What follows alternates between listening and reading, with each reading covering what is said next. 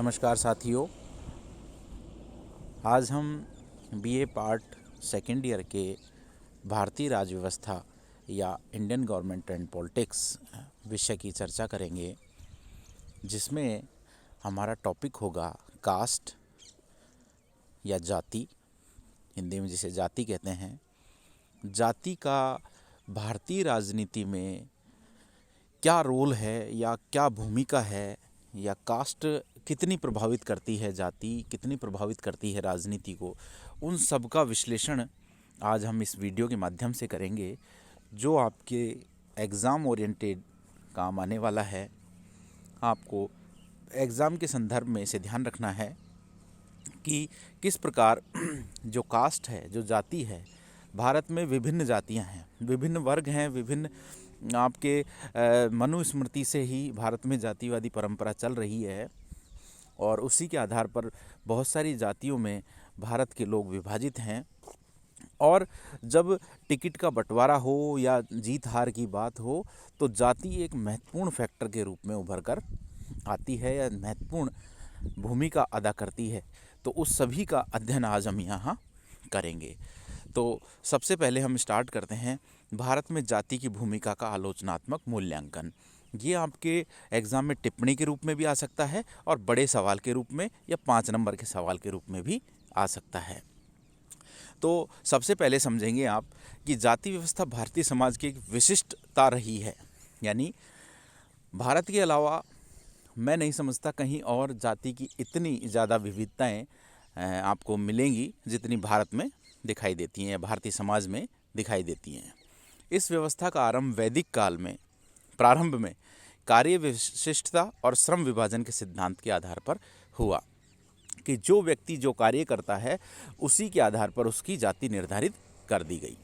पहले जन्म से जाति का कोई ताल्लुकात नहीं था वैदिक काल में, लेकिन जैसे ही उत्तर वैदिक काल आया और जाति की क्लिष्टताएं बढ़ती गई या जातिवाद की क्लिष्टताएं बढ़ती गई और व्यक्ति के जन्म से ही उसे उस जाति का माना जाने लगा। जातियां वर्गीकृत समाज का आधार बन गई हैं। आज के समय में ये ऐसे समूह हैं जिनकी अपनी सुविकसित जीवन प्रणाली है। इनकी सदस्यता का निर्धारण जन्म से होता है, न कि चयन से। आज जिस चीज़ की हम बात कर रहे हैं, जैसे वैदिक काल में तो कार्य के आधार पर जाति का निर्धारण होता था। अगर कोई व्यक्ति जो कार्य करता है उसी के आधार पर उसकी जाति का चयन हो जाता था।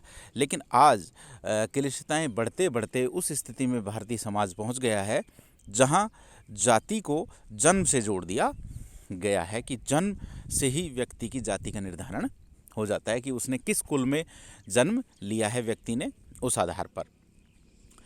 और चयन से इसका कोई मतलब नहीं है। यह भोजन, सामाजिक व्यवहार और व्यवसायों का निर्धारण करती है। विशेष अधिकारों का स्रोत है तथा पद और सोपान के अभिक्रम पर आधारित है, जिसमें ब्राह्मण सबसे ऊपर है। जैसे मनुस्मृति में ब्राह्मण, क्षत्रिय, वैश्य, शूद्र, ये 4 जातियों में क्लासीफाई किया है भारतीय जातियों को, ब्राह्मण, क्षत्रिय, वैश्य और शूद्र। तो उनमें सभी में जो श्रेष्ठ माना गया है वो ब्राह्मण को माना है, और जो निम्न माना है वो शूद्र को माना है। जबकि ये कार्य विभाजन के आधार पर हुआ था कि जो व्यक्ति जैसा कार्य करता है उसकी जाति उसी प्रकार से निर्धारित हो जाती है। अब हम देखेंगे जाति और राजनीति के एक दूसरे के साथ क्या संबंध है, कि जाति के और जो पॉलिटिक्स है अपनी, उसके क्या संबंध है आपस में। तो जाति और राजनीति दोनों एक दूसरे से स्वतंत्र हैं। जाति व्यवस्था सामाजिक विषय है जो समाज को विभिन्न समुदायों में संगठित करती है, अतः जाति को राजनीतिक क्षेत्र में अपना अतिक्रमण नहीं करना चाहिए। ये तो सैद्धांतिक बात हो गई कि जाति के आधार पर किसी व्यक्ति को कोई टिकट नहीं मिलना चाहिए, कोई राजनीतिक स्टंट नहीं करना चाहिए उसे। लेकिन व्यवहार में सारी चीज़ें अलग हैं। लेकिन यहाँ ये कहने चाह रहा हूँ मैं कि जाति का और राजनीति का कोई संबंध नहीं है, क्योंकि जाति एक सामाजिक विषय है और राजनीति राजनीतिक विषय है। अतः जाति को राजनीतिक क्षेत्र में अपना अतिक्रमण नहीं करना चाहिए। किंतु वर्तमान में, अब अपन वर्तमान राजनीति की बात करते हैं कि किंतु वर्तमान में क्या है कि भूमिका को प्रभाव के, जो राजनीति में इसकी भूमिका जो है उसके प्रभाव को कटु रूप में स्वीकार करते हुए जेसी जौहरी जी कहते हैं यदि मनुष्य राजनीतिक क्षेत्र में ऊपर आना चाहता है तो उसे अपने साथ अपनी जाति व धर्म को लेकर चलना होगा। ये बहुत बड़ी बात जो प्रोफेसर JC जौहरी साहब हैं राजस्थान यूनिवर्सिटी के, उन्होंने कही कि यदि मनुष्य को राजनीति के क्षेत्र में ऊपर उठना है तो उन्हें अपनी जाति और धर्म को भी साथ में लेकर चलना होगा। अगर वो उसे छोड़ देता है तो वो राजनीतिक रूप से पिछड़ जाएगा।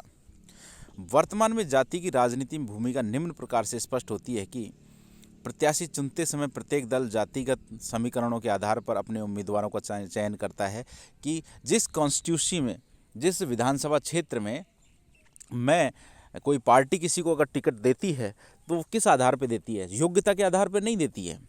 वो देती है कि इस उम्मीदवार जो फला जाति का है इसके कितने वोटर्स हैं। तो जाति के आधार पर चुनाव का चयन होने लग गया, उम्मीदवारों का चयन होने लग गया।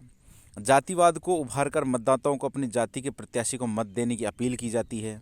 विभिन्न जातियां संगठित होकर निर्णय प्रक्रिया को प्रभावित करती है, जिसमें जैसे आज हाल ही में आप गुर्जर आरक्षण विवाद को देख सकते हैं कि किस प्रकार से गुर्जर समाज की जाति एकत्रित होकर सरकार पर दबाव डाल रही है कि उन्हें आरक्षण दिया जाए। और जातियां दबाव समूह बनकर भी अपना कार्य करती है और अपने हितों की पूर्ति करने हेतु नीति निर्माताओं को प्रभावित करती है। क्या करती है? अपने हित पूर्ति के लिए नीति निर्माता यानी सरकार को प्रभावित करती है। जैसे तमिलनाडु में नाडार जाति संघ मंत्रिमंडल के निर्णयों में जातिगत प्रतिनिधित्व का ध्यान रखा जाता है।